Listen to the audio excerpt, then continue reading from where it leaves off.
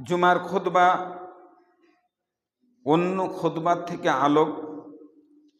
আমরা এখন থেকে প্রায় 12 থেকে 15 ঘন্টার মধ্যেই একটি জালসা শুনলাম। বড় বড় উলামায়ে কেরামের ঘে কোরআন হাদিসের বাণী শুনলাম। আর কত শুনব? শুনতে হবে, শোনার পর আমল করতে হবে। শুনতে হবে কম, আমলটাই বেশি করতে হবে। ভাই সকল, যে জালসাটি হলো, ওই জালসা আর এই জালসাতে পার্থক্য রয়েছে। ওই জালসাটির জন্য এলান করা হয়, পোস্টার ছাপা হয়, বক্তাগণকে ডাকা হয়, তারপরে ওই জালসাটি অনুষ্ঠিত হয়। জালসাতে বসে অনেক লোক কথা বলে, যতক্ষণ মন জালসা শুনে তারপরে উঠে চলে যায়। জালসা শুনতে শুনতে কারোর সাথে কথা বলে নেয়। জালসা শোনার সময় মনে যেরকম হয় সেরকম হয়ে বসে। কিন্তু এই জালসা, এই খুতবা, এই জুমার খুতবার অনেক গুরুত্ব রয়েছে। এই জালসার জন্য পোস্টার ছাপা হয় না। এই খুতবার জন্য মাইকিং করে আপনাকে ডাকা হয় না।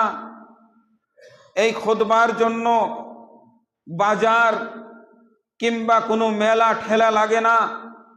এই জালসার এমন একটি জালসা, আপনি বসে যাওয়ার পর আপনার ভাই আপনার পার্শ্বে বসে আছে, আপনি তাকে একটিও কথা বলতে পাবেন না। আর আমরা বলিও না।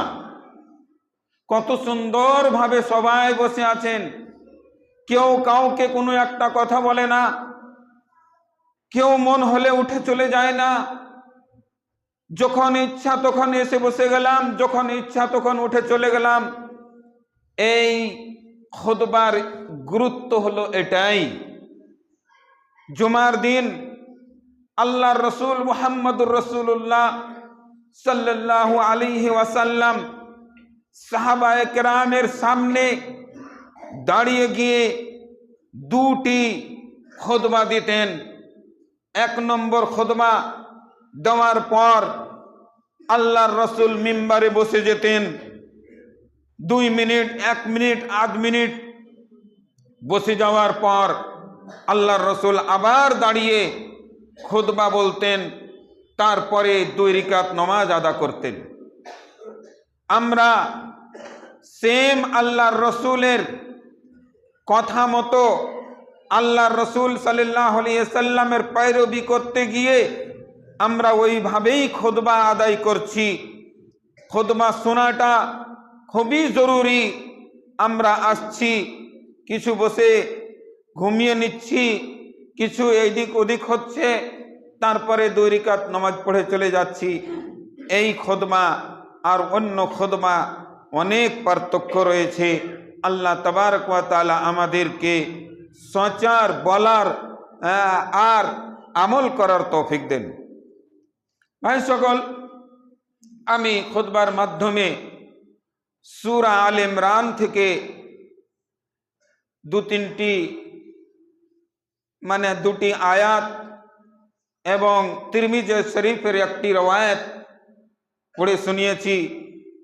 বাস আর মাত্র 15 মিনিট সময় আছে। এই 15 মিনিটের মধ্যেই কয়েকটি কথা বলবো ইনশাআল্লাহ। আল্লাহ তাবারক ওয়া তাআলা কোরআনের মধ্যে বলছেন, কুল্লু নাফসিন যায়িকাতুল মউত। প্রত্যেকটা নফসকে, প্রত্যেকটা জানকে মৃত্যুবরণ করতেই হবে। সে মরবেই। সে ওলি হোক, সে পয়গম্বর হোক, সে যোদ্ধা হোক, সে আর কিছুই হোক, তাকে মরতেই হবে। মরার ছাড়া কোনো গতিই নেই। আমাদের মধ্যে বানিয়াডোলে অনেক বড় বড় লোক ছিলেন, পয়সা ছিল, আল্লাহ তাবারক ওয়া তাআলা ইজ্জত দিয়েছিলেন, সমস্ত কিছু ছিল। তাবতীয় আল্লাহর হুকুমের, আল্লাহর ওয়ার্ডারের বাস ইন্তজার ছিল, চলে গেছেন। বড় বড় যোদ্ধা ছিল, বড় বড় হিটলার ছিল, বড় বড় তাকতওয়ার ছিল, বড় বড় পয়সাওয়ালা ছিল। প্রত্যেকটা দুনিয়াতে এইভাবেই ছিল। আল্লাহর রসুল মুহাম্মদুর রাসূলুল্লাহ সাল্লাল্লাহু আলাইহি ওয়াসাল্লাম যখন এক লম্বা টাইম অসুখ থাকার পর যখন আল্লাহর রসুল সাল্লাল্লাহু আলাইহি ওয়াসাল্লাম মৃত্যুবরণ করলেন, হযরতে উমর ফারুক রাদিয়াল্লাহু তাআলা আনহু মিম্বরে দাঁড়িয়ে বললেন, দুনিয়ার লোকেরা শুনে নাও, যে বলবে যে মুহাম্মদ সাল্লাল্লাহু আলাইহি ওয়াসাল্লাম মরে গেছে, তাকে আমি হত্যা করে দেব, তলোয়ার দিয়ে তার মাথাখানাকে তার বডি থেকে আলাদা করে দেব। আল্লাহর রাসূল সাল্লাল্লাহু আলাইহি ওয়াসাল্লাম মরতেই পারে না। যখন এই কথা হলো, হযরতে আবু বকর সিদ্দিক রাদিয়াল্লাহু তাআলা আনহু মিম্বরে রাসূলে দাঁড়িয়ে বললেন, ওমা মুহাম্মাদুন ইল্লা রাসূল, মুহাম্মদ একটি রাসূল ছিলেন, তার আগে অনেকগুলো রাসূল এসেছেন। হযরতে মূসা, হযরতে ঈসা, হযরতে হারুন, হযরতে ইব্রাহিম, হযরতে নূহ, অনেকগুলা আল্লাহ তাবারক ওয়া তাআলা নবীকে পাঠিয়েছিলেন। সমস্ত নবী মারা গেছে। এইভাবে মুহাম্মদুর রাসূলুল্লাহ সাল্লাল্লাহু আলাইহি ওয়াসাল্লাম মারা গেছেন। আর লম্বা একটি আয়াত পড়ে আল্লাহর রসুলের মৃত্যুর খবরটা সারা বিশ্বে ছড়িয়ে দিল। তারপরে হযরতে উমর ফারুক বলল, ঠিক এটাই সত্য, যে দুনিয়াতে এসেছে তাকে মরতেই হবে। কুল্লু নাফসিন যায়কাতুল মউত ওয়া ইন্নামা তুওয়াফফাউনা উজুরহুম ইয়াওমাল কিয়ামাহ। আল্লাহ তাবারক ওয়া তাআলা তার আগে বলছেন, ফামান যুহজিহা আনিন নারে, যে ব্যক্তি নিজকে জাহান্নামের আগুন থেকে বাঁচিয়ে নিতে পারল, নিজকে জাহান্নামের আগুন থেকে যে বাঁচিয়ে নিতে পারল, ওয়া উদখিলাল জান্নাহ, আর নিজকে জান্নাতের মধ্যে ঢুকিয়ে নিতে পারল, ফাকাদ ফাজ, তারাই হলো কামিয়াব, তারাই হলো কামিয়াব। যে ব্যক্তি কি করলো, জাহান্নামকে হারাম করে নিল নিজের উপরে, আর জান্নাতটাকে ওয়াজিব করে নিল, সেই লোকগুলাই হলো কি ফাকাদ ফাজ, কামিয়াব। তিরমিজি শরীফের রওয়ায়াতের মধ্যে আল্লাহ রাসূল সাল্লাল্লাহু আলাইহি ওয়াসাল্লাম বলছেন, ইত্তাকিল্লাহ, এই মানুষেরা আল্লাহকে দেখে ডরাও, ইত্তাকুল্লাহ, আল্লাহকে দেখে ভয় করো। হাইসুমা কুনতু, যেখানেই তুমি থাকো, মাঠে থাকো, ঘাটে থাকো, অফিসে থাকো, আদালতে থাকো, মসজিদে থাকো, আর যে কোনো জায়গায় থাকো, ঘুমের বিছানায় থাকো, হাইসুমা কুনতু, যেখানে তুমি থাকো আল্লাহকে ইয়াদ করো, আল্লাহকে দেখে ভয় করো। কেন? আল্লাহ তাবারক ওয়া তাআলাকে দেখে যদি তুমি ভয় না করো, আল্লাহ তাবারক ওয়া তাআলাকে দেখে যদি তোমার মধ্যে ডর না থাকে, তাহলে জানে কি হবে, আল্লাহ তাবারক ওয়া তাআলা জাহান্নামের আগুনে ভরে দেবে তোমাকে। আমরা এই দুনিয়াতে এসেছি কি নেই? আচ্ছা চিন্তা করেন তো, এখন মুসলমানের হালাত কত খারাপ আছে। সুবহানাল্লাহ, খুব নাজুক দর, খুব চিন্তা ভাবনা করে আমাদেরকে চলতে হবে, খুব সচেতন হয়ে চলতে হবে। আচ্ছা 2 দিন 4 দিন কিংবা 8 দিন আগে আমাদের গ্রামে একটি বিয়ে হলো, আমাদের পাড়ায় একটি বিয়ে হলো, যেটি মুসলিম জাতির বিয়ে না, অন্য একজন ধর্মীয় মুশরিক, তার বাড়িতে বিয়ে হলো। ঠিক আছে, তার অনুষ্ঠানে যেতে হবে, বিয়েতে যেতে হবে, মানা নেই। তার পূজা করতে যেতে হবে না, এটা তো মানা আছে। কিন্তু তার বাড়িতে যদি বিয়ে হয়, অনুষ্ঠান হয়, আমার পড়োশি আমার বাড়ির গোড়াতে যেতে হবে, কিন্তু শরীয়তকে জবাই করে যেতে হবে না, শরীয়তকে মেনে যেতে হবে।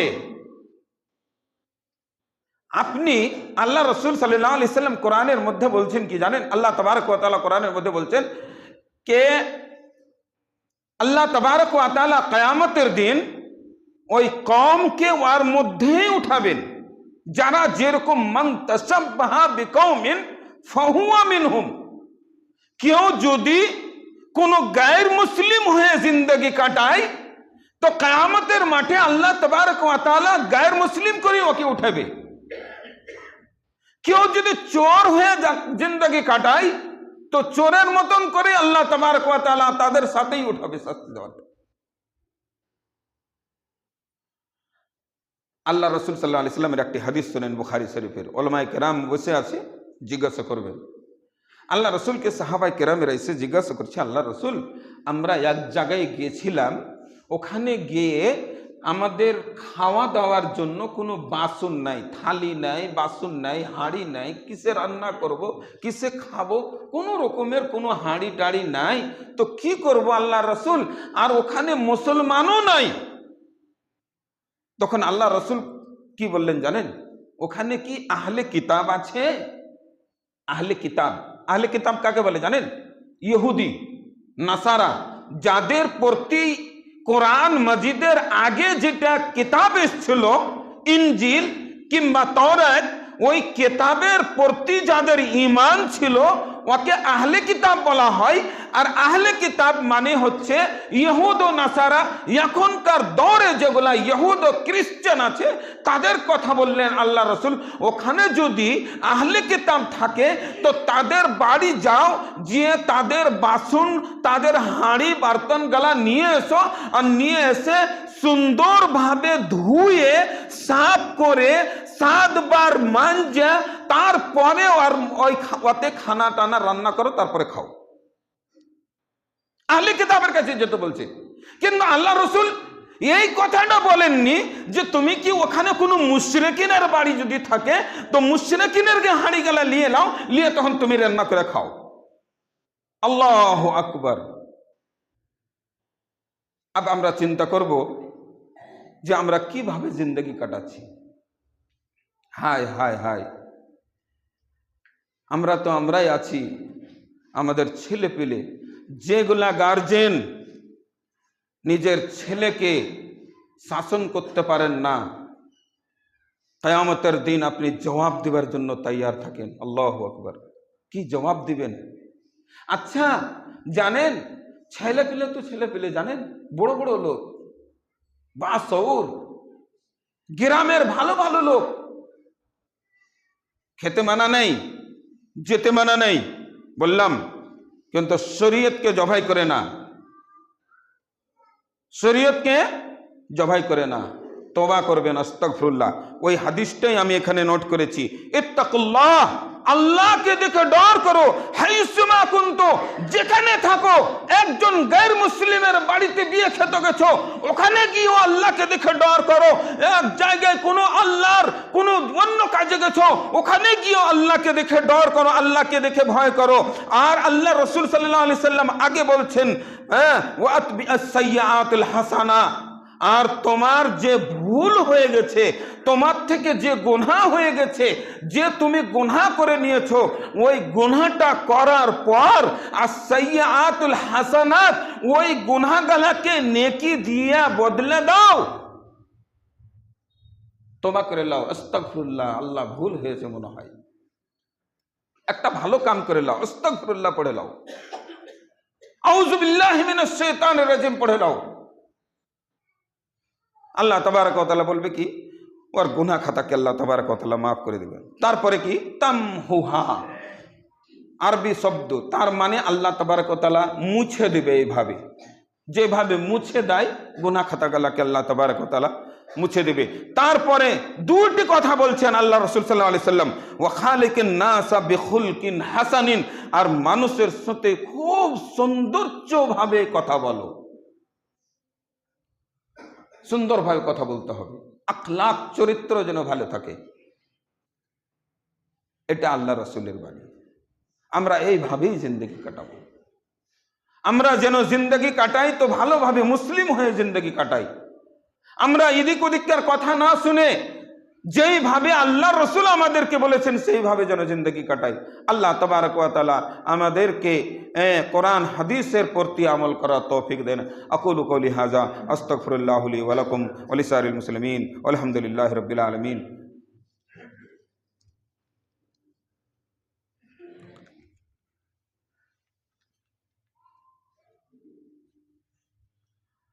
الحمد لله الذي لم يزل حيا قيوما سفيا مباركا فيه ونشهد أن لا إله إلا الله ونشهد أن محمدا عبده ورسوله।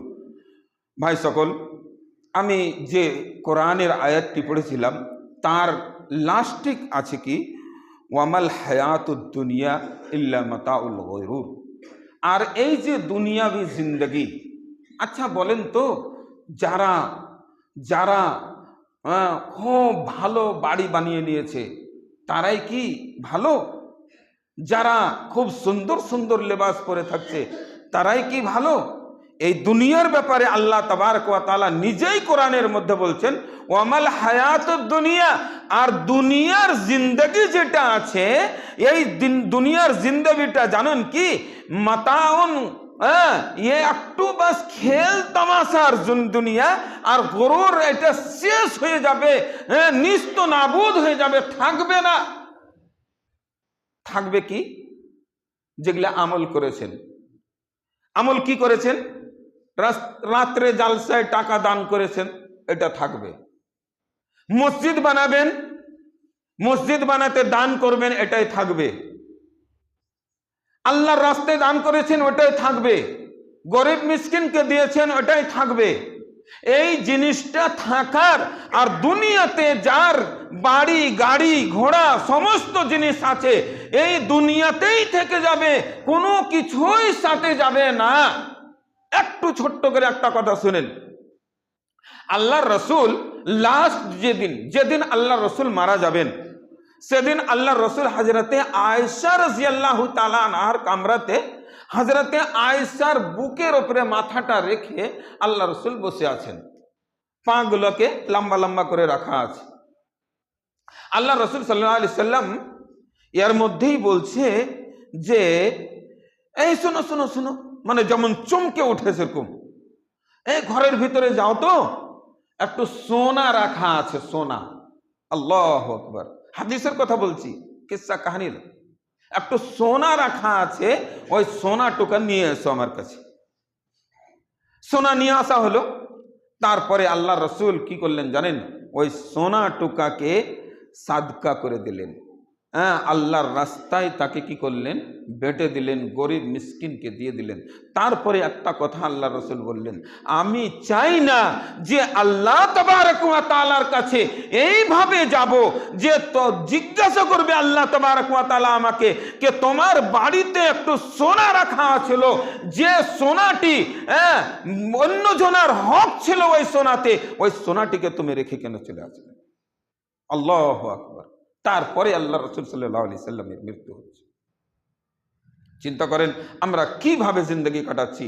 তো আমরা টাকা পয়সা ধন দৌলত সমস্ত জিনিস ছেড়ে চলে যাব। জানেন, এই যে আমাদের যা কিছু হবে সমস্ত আল্লাহর রাস্তায় যেগুলা লাগাবো সেগুলাই কাজ দিবে, যেগুলা খেয়ে খাওয়া হয়ে যাবে সেগুলা কোনো কাজ দিবে না। এটাই হলো সব থেকে বড় কথা। তাই আমরা চিন্তা ভাবনা করে জিন্দগি কাটাবো। আর একটা জিনিস বলি, অন্য জায়গায় কেউ যদি যান, যেমন দিল্লি বোম্বাই কোনো ভি জায়গাতে যদি কেউ যান, কিংবা ডালখোলায় যান, তো প্রস্তুতি নিয়েই যাবেন যে এমন জায়গাতে যাব না যেখানে যেন আমাদের কোনো অসুবিধা হয়। জানেন, আজকে 5 তারিখ, কালকে 6 ডিসেম্বর জানেন কি হয়েছিল? আমাদের বাবরি মসজিদ যে ফৈজাবাদের কাছে জায়গাতে ছিল, অযোধ্যা জায়গাটার নামে আমরা সব দেখে এসেছি, ওই জায়গাতে ছিল, মসজিদটাকে শহীদ করে দেওয়া হয়েছে। ওই জায়গাতে একটা মন্দির বানিয়ে দেওয়া হয়েছে। আর জানেন ওই দিনটাকেই ভেবে একজন পশ্চিমবঙ্গের নেতা বলছে যে কি করব, একটি মসজিদ এখানে বাবরি মসজিদ নামে একটি মসজিদ নির্মাণ করব। ভাই সকল, হতে পারে কোনো দাঙ্গা হয়ে যেতে পারে, কোনো অসুবিধা হয়ে যেতে পারে, কোনো রকমের বিশৃঙ্খলা হয়ে যেতে পারে, কোনো জায়গাতে যে আপনি ফেঁসে যেতে পারেন। কাউরি সামনে কুকথা বলবেন না, কাউকে কোনো কথার বলে নিজকে খারাপ করবেন না।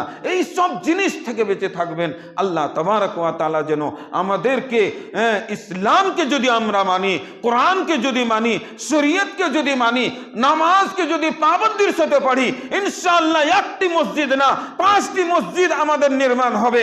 কিন্তু ভাই সকল, যদি আমাদের হালাত এরকমই থাকে, আমরা যদি নামের মুসলমান হই, আমরা যদি গায়ের মুসলিমের বিয়েতে জিয়েতে নাচ আর গান আর ডাঙ্কা পেটে যদি চিল্লাই, নামাজকে ছেড়ে দিই, আর যদি গায়ের মুশরিকানা জিন্দগি কাটাই, মুশরিকানা জিন্দগি কাটাতে শুরু করি, তো আল্লাহ তাবারক ওয়া তাআলার ওই দিন দূর নাই যেদিন আমাদেরকে আল্লাহ তাবারক ওয়া তাআলা বুঝিয়ে দিবে।